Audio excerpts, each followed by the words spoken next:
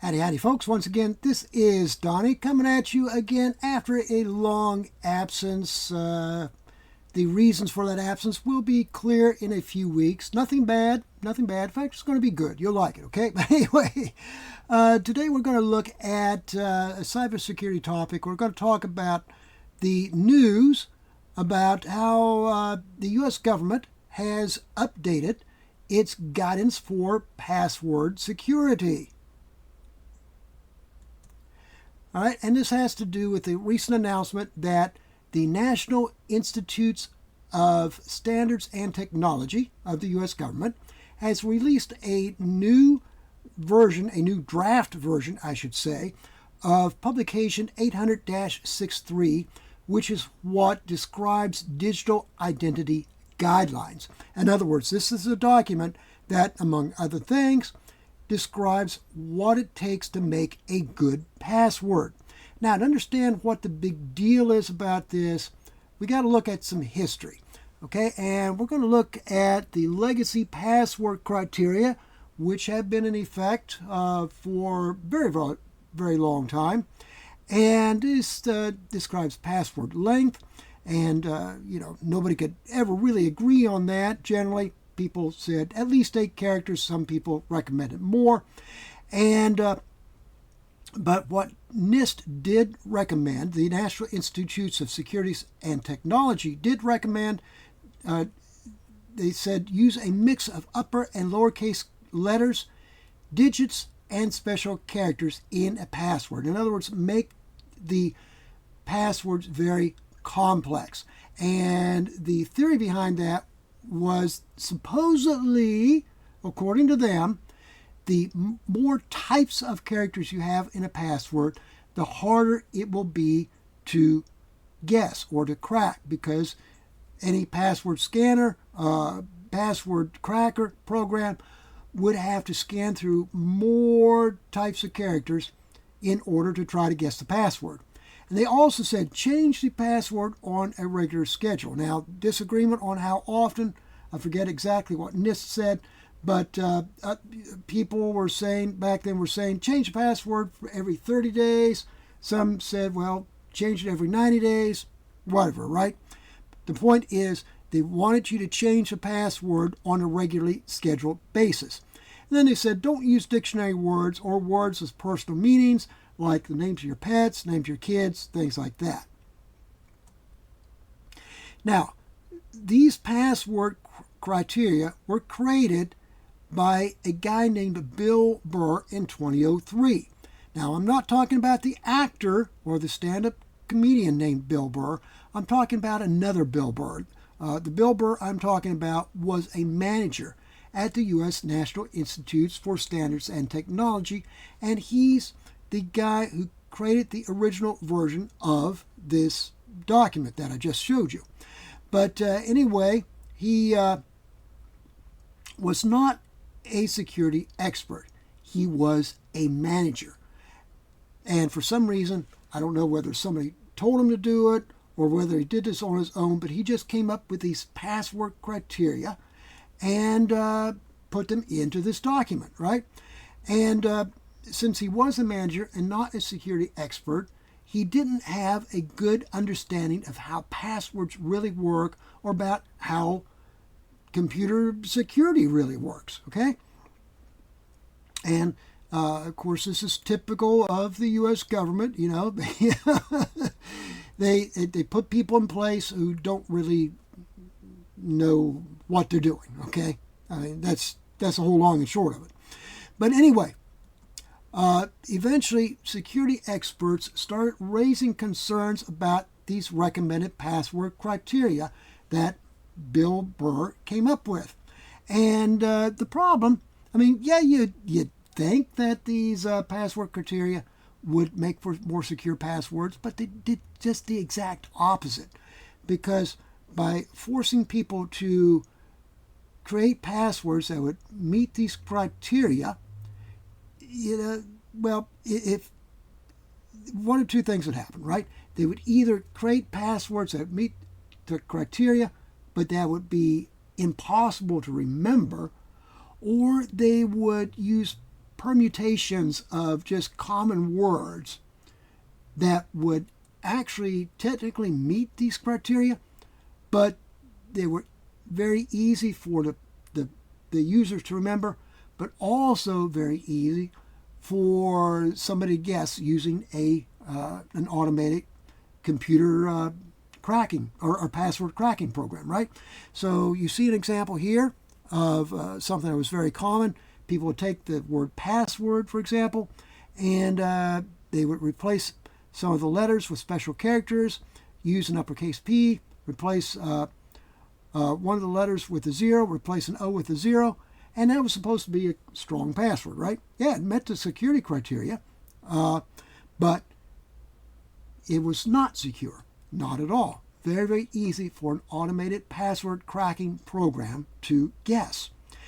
And then there's the idea of changing passwords on a regular basis. Okay, what was the point in that, really? I mean, so you tell somebody that he or she has to change his or her password every 90 days, for example.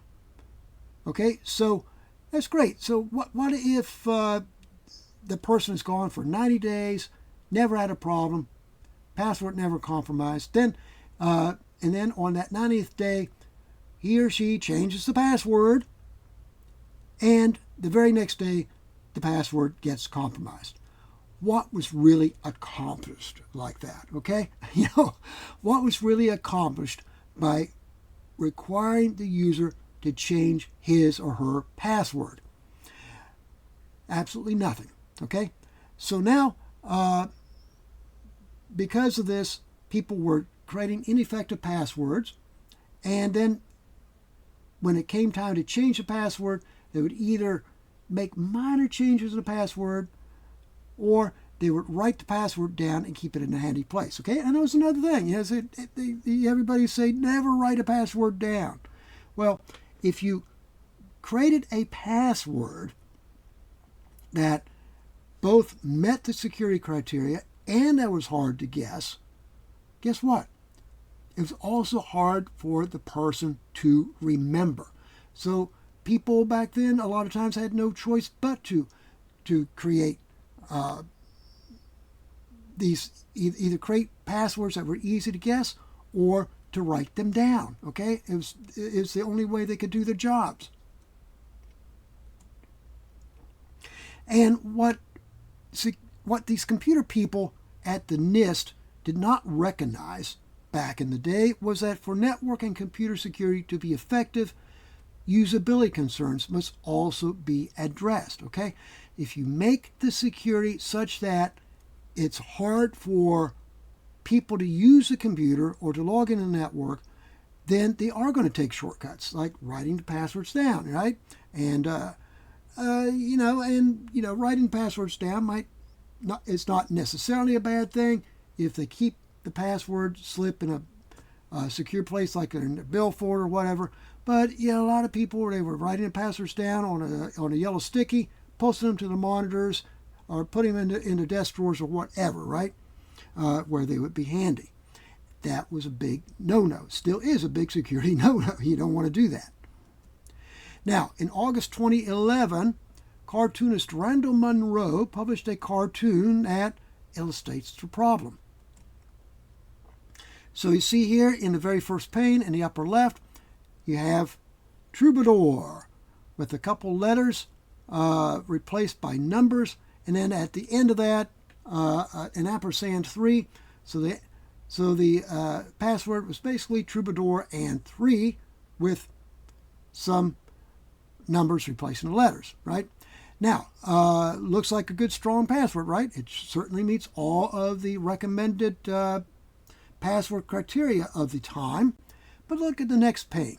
Okay, this password, even though it meets the criteria, is actually not a secure password. Okay, it has 28 bits of entropy, which for our purposes we'll just say that entropy is a measure of how much time and energy it takes to crack a password. Okay, and in this case, with the 28 bits of entropy, somebody figured out that if you run a password cracker against this machine, that can do 1,000 guesses per second, which probably nowadays with newer processors, you could go a lot faster than that. But back in the day, 1,000 guesses per second was a pretty good pace for a password cracker to run at. And somebody figured out that at 1,000 guesses per second, it would take 3 days to crack this password that meets all of the security criteria. Okay, and then we see in the last pane at the top, the guy saying, "Oh man, I can't remember my password now." Okay, this password, hard to remember. Okay, yeah, he can remember it was troubadour, but would he remember what special characters or numbers that he used in it? Okay, that's the problem. So down at the bottom, we have 4 random common words, all separated by a blank space. Now, this is what constitutes a passphrase. So instead of using a passphrase, you have a password. Okay, in this case, just 4 words: correct, horse, battery, staple. Okay, now, this does not meet any of the legacy security criteria for passwords.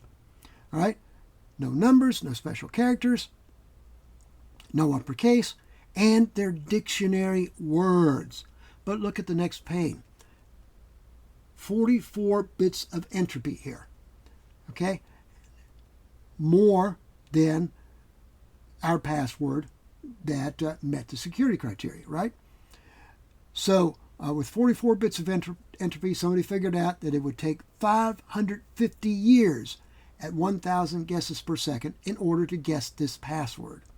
And then in the last panel, we see, hey, the guy says, hey, I can remember this passphrase. Yeah, not hard at all, right? So by completely ignoring the legacy password criteria, we created a passphrase that's easier for the user to remember, but harder for a computer to crack, harder for anyone to crack, right? And down at the bottom, you see the punchline. Through 20 years of effort, we've successfully trained everyone to use passwords that are hard for humans to remember, but easy for computers to guess. Now, in 2017, in an interview with the Wall Street Journal, Bill Burr finally admitted that he was wrong. And if you search for articles about Bill Burr and password criteria, or Bill Burr NIST, whatever, right? You will find articles all over the place from the year 2017 that talk about his interview with the Wall Street Journal, right? And you see here in this article from The Verge, best practices for passwords updated after original author regrets his advice. 14 years later, Bill Burr says his tips were misguided. And this article was published, as I said, in August of 2017, August 7th, 2017 to be exact. All right? So if you read any of these articles, you'll see, you will see where Bill Burr actually apologized for creating these password criteria. He said, yeah, it was all misguided. I should never come up with it. And he says now, instead of using these password criteria, just make long passphrases, okay? Because it's actually not the types of characters or the numbers of types of characters that are in the password that make the difference. It's the length of the password, the total number of characters in it, no matter what the combination of types of characters is. And he said, use a passphrase instead of a password. Easy to remember, hard to guess, right? So it makes me wonder, did he look at that cartoon that I just showed you? I don't know. But anyway, it was 6 years after that cartoon was published that Bill Burr finally said, yeah, that cartoon was right. Okay? Now, back to the present. The NIST Special Publication 800-63, which is the document that was originally authored by Bill Burr that contained all that advice on making secure passwords. Okay, at the end of September 2024, a new draft version of it came out. Now, the news about this new draft version of NIST 800-63 is all over the place. All right, just do DuckDuckGo, search for it. You're going to find all kinds of articles all over the place, and they're actually it's crazy, because they're actually acting like it's all brand new, like all these new NIST recommendations, to not use the complex passwords, to not change passwords, to not require that passwords be changed on a regular basis. They're acting like it's all brand new advice, but it's not, okay? As I just showed you, okay, in that article about Bill Burr from 2017, okay, the NIST actually did away with those recommendations back then in 2017, 7 years ago, all right? But now all these publications, all these news articles, they're acting like this is a brand new thing, and it's not, okay? And this was pointed out to me by a former client, because several years ago, I had a client who was in the business of providing security solutions for Internet of Things devices, right? And my job with this client was to write blog posts and documentation about different security topics, and to help test a scanner which was designed to scan the firmware of Internet of Things devices to search for vulnerabilities. And one thing I pointed out at some point, I don't remember whether it was in one of my write-ups about the scanner or one of the blog posts or whatever, but I mentioned that, hey, we need to have something here that would scan the passwords for to see whether or not they met these criteria, right? And my client said, oh, no, we don't have to worry about that anymore, because the NIST did away with the requirements to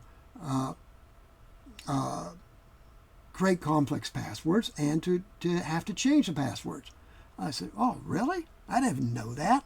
So anyway, I looked at the NIST website. Sure enough, he was right. They did away back then with the requirements to create complex passwords and to have to change the passwords on a regularly scheduled basis. So now, as far as I can see, the main difference with this new draft of the document is that the language against these bad legacy practices is now a bit stronger, because before this new draft, they were just saying that they don't recommend requiring these legacy practices anymore, right? But now they're saying that organizations shall not require these bad practices. Specifically, they're saying that organizations shall not require that users create complex passwords, and that they shall not require that users change the passwords on a regular basis. All right? And they now also address the really stupid practice of creating verification questions that people have to answer. And you see some examples here of what some of those verifications questions are that certain sites require you to answer, like what is the name of your first pet, what is your father's birthday, what is the make and model of your first car. A lot of this information is really easy to find out. Do a DuckDuckGo search on my name, for example, and you can easily find a site that lists my family lineage, which would include my dad's name, and which in turn would include my dad's birthday. If I had been foolish enough to ever post on any social media what my pet's first name was, or make and model my first car was, people would be able to find that out too, right? And in fact, back in 2008, in the presidential election here in the U.S., on the Republican side, we had Senator John McCain running for president and Governor Sarah Palin of Alaska running as his running mate for vice president, right? One of the big news items that came out during that campaign cycle was that somebody had hacked into Governor Palin's email account. How did they do it? Well, because of these verification questions. They went to log into to her email account and didn't know the password, of course. So they said, well, so they clicked on a little thing that said, reset my password, right? And, or I forgot my password, however it's worded. And so the email service sent them a link that said, okay, answer these security questions. And it turned out that the security questions, the answers for them were things that were very, very easy to find out with open source intelligence. So the hackers found out the answers to these questions and answered them correctly and broke into Governor Palin's account. Now, the new NIST recommendations for password criteria are much simpler. Okay, just require a password length of at least 8 characters and recommend a password length of at least 15 characters. Implement a block list of passwords that are either easy to guess or that are known to be compromised, and set up a mechanism that prevents these passwords from being used. And they also recommend using a passphrase instead of a password. Okay, and as I just showed you on the cartoon, passphrases are easy to remember but harder for an intruder to crack. Now, having said that, one little caveat there: don't create a password or don't create a passphrase that has something to do with your real personal life. Like in my example, I would never create a passphrase that declares my love for cats, because everybody knows that in real life, I really do love cats, okay? I think they're awesome, right? I would also never create a passphrase that contains the word Edsel, because it's fairly common knowledge that I happen to own a 1958 Edsel Corsair. So yeah, I wouldn't create a passphrase about my Edsel Corsair. Trust me, no, would not do that. Now, here's the bad news though. Despite the fact that NIST quit recommending these bad password practices several years ago, at least as far back as 2017, other agencies in the U.S. government still require them. Okay? There are a few private companies that still require them too, but not that many anymore. In the U.S. government, though, yeah, they're still required. Now, the good news is that with the stronger language, perhaps some more people will pay attention. And the bad news is that this new version of the document is still in draft form, so still isn't really legally binding. And they're still in the process of accepting public comments about the new criteria recommendations. And they'll be accepting comments until the end of 7 October 2024. Of course, I know by the time you see this, maybe be past that date, but it's okay. Okay. Now, getting these new criteria recommendations adopted as a new official standard will be especially good for IT administrators, for U.S. government agencies, any U.S. government employee who has to use a computer, and anyone who has to deal with a U.S. government agency. Now, this past spring, I experienced the pain of having to change an expired password for the website of a certain U.S. government agency. It was not fun, okay? I won't go into details about that, but just take my word for it. It was not fun. Yeah, I needed to log into the government agency to obtain a document that I needed to file my income taxes. Took 2 weeks. Took 2 weeks to be able to get a new password. And then it had to be sent by U.S. mail. I was late filing my income taxes cost me an extra $30 to file an extension. I was not happy, all because of them following this antiquated password criteria. And if you want to experience real pain, try using a computer that's been set up to meet the security criteria of agencies such as the U.S. Department of Defense. So here we're at the website of the Department of Defense, and this particular page, it talks about the security technical implementation guides. Okay, anybody who deals with the U.S. government, especially the Department of Defense, I think other agencies as well, has to follow these guides. They have to have their computers set up to follow these guides. And these guides make it literally impossible to create a password that's easy to remember, because you got to create a password that meets the security criteria, or the complexity criteria. You will have to change the password on a regular basis. And if you are on a Linux machine, another part of it here has nothing to do with the password criteria, but another part of that is that the sudo timer has to be disabled, which means that each and every time you have to run a sudo command, you have to enter that password that you can't remember, right?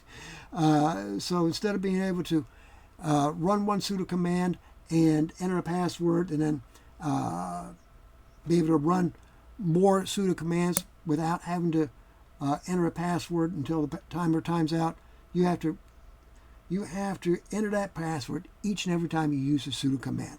I mean, I'm telling you, I set up a virtual machine like that to meet the this government standard, this STIG Department of Defense standard.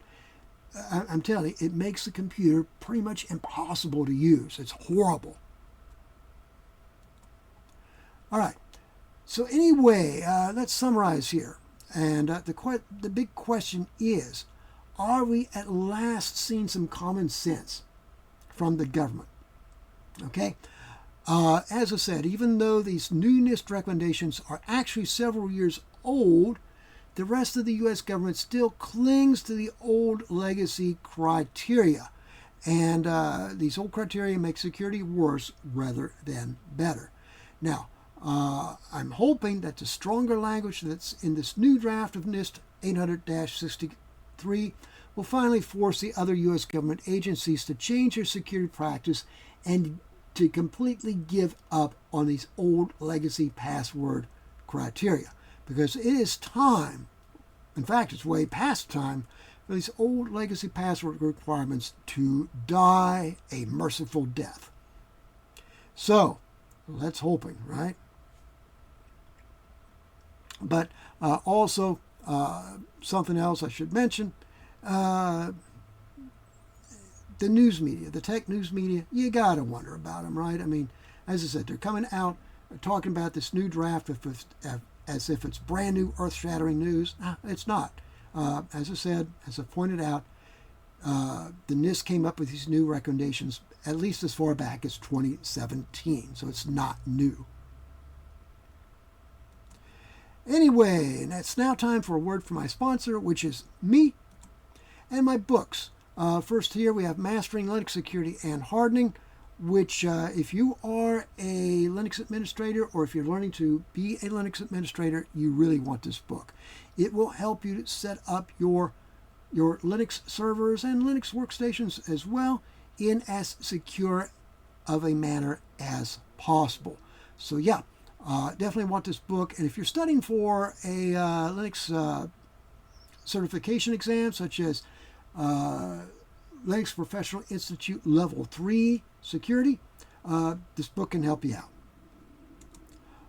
Also, my other book, Linux Service Management Made Easy with Systemd, is not a book about Systemd. It is the book about Systemd because it's the only one that's ever been written about Systemd. Okay, so Again, if you're a Linux administrator or learning to be a Linux administrator, and you need to work with an enterprise-grade Linux operating system that uses systemd, and all enterprise-grade Linux systems do use systemd, you definitely want this book. It contains information it's hard to get elsewhere because, I mean, other than this book, there's just not a lot of comprehensive information about systemd. So yeah, definitely check it out.